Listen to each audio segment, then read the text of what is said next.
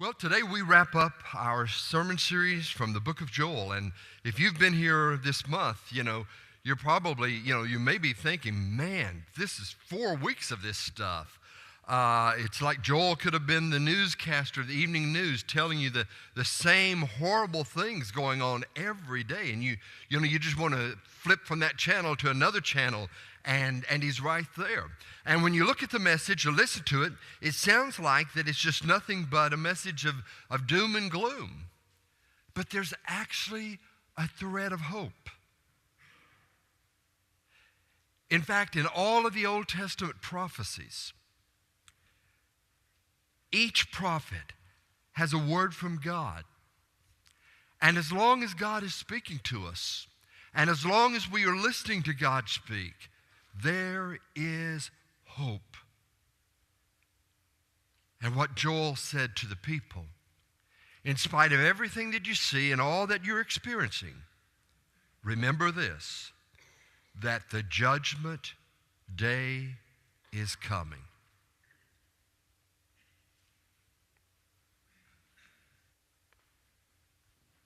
I know of a lot of Christians who live as if there is no judgment day,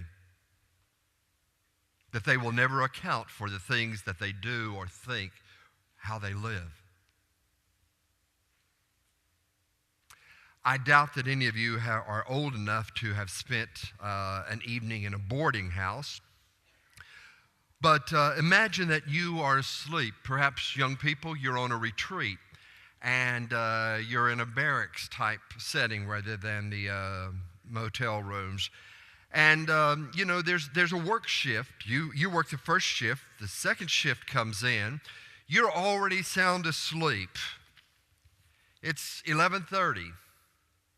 And then you hear the door creak open. Sound effects, guys? Okay, we're missing them. The door creaks open, and then in the old boarding houses, the floors were made of, just boards and no underlayment or anything. And so the person would walk across the room. With every step, there would be this squeak of the boards rubbing together. And by now, you're awake. And then the person sits down on the edge of the bed, and you hear the springs give on this old bed, and it squeaks. And they're taking off their shoe, and they drop it on the floor.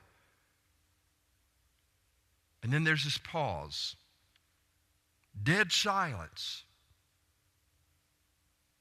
And you think, well, is he saying his prayer? Is he picking the fuzz off of his toes? You don't know what he's doing.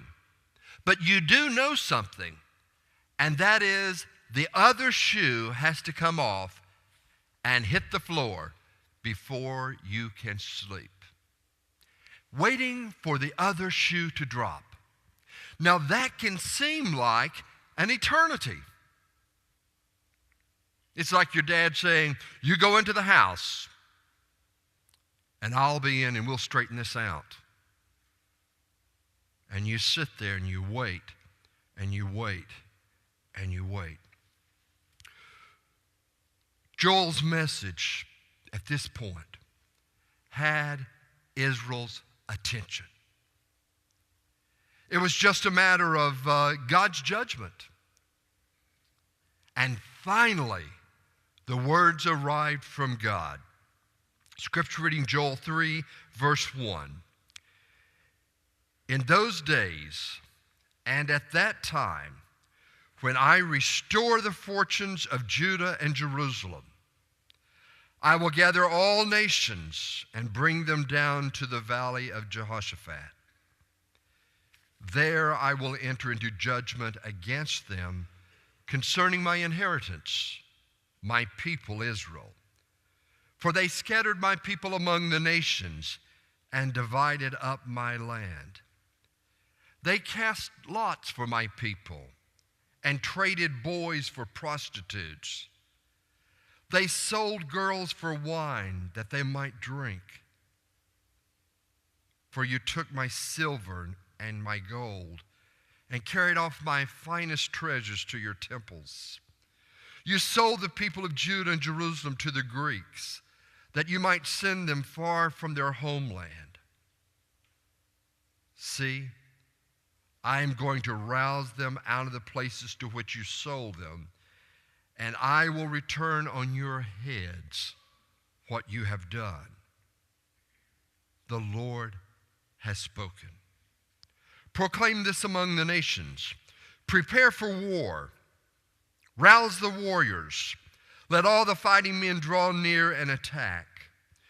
Beat your plowshares into swords and your pruning hooks into spears. Let the weaklings say, I am strong. Come quickly, all you nations from every side, and assemble there. Bring down your warriors, O Lord. Let the nations be roused. Let them advance into the valley of Jehoshaphat. For there I will sit to judge all the nations on every side. Swing the sickle, for the harvest is ripe. Come, trample the grapes, for the winepress is full, and the vats overflow. So great is their wickedness. Multitudes in the valley of decision. For the day of the Lord is near in the valley of decision.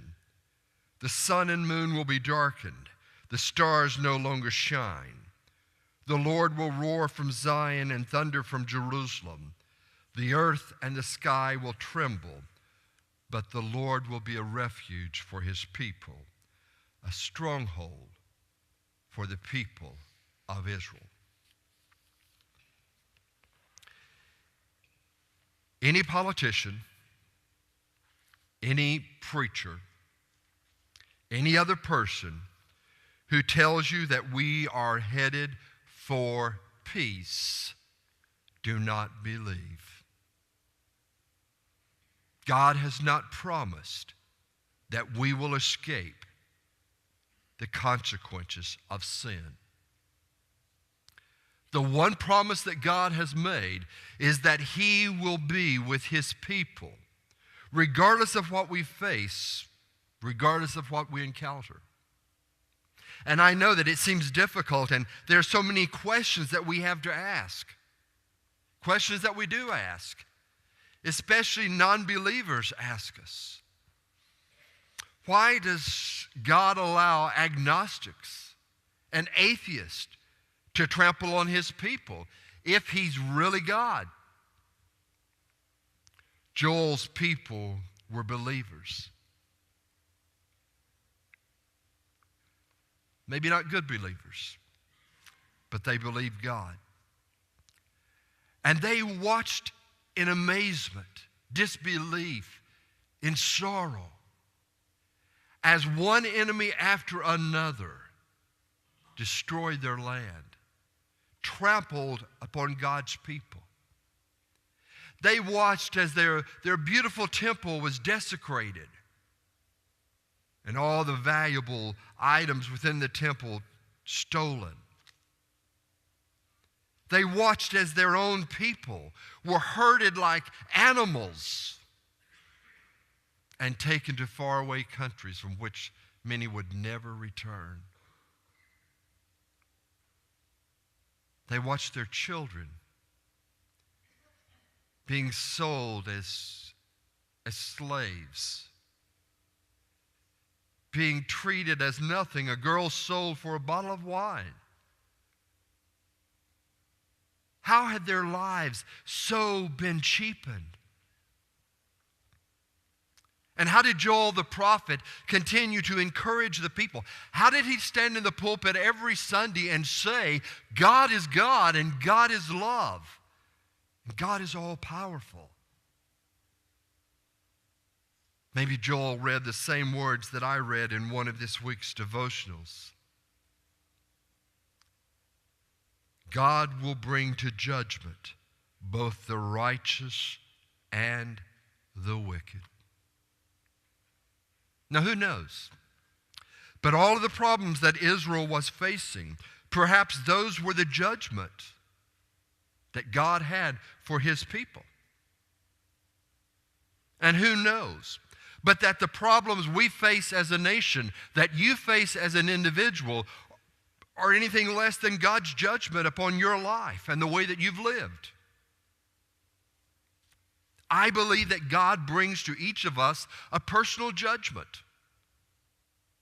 In addition to the fact that one day I will stand before God at the judgment throne, I believe that every day of my life I'm facing part of his judgment. But what Joel says, if God is going to judge us, trust me, he will also judge the wicked. And then Joel gives some reasons for God's judgment. He says God's enemies and God's people will be judged for the use or misuse of power.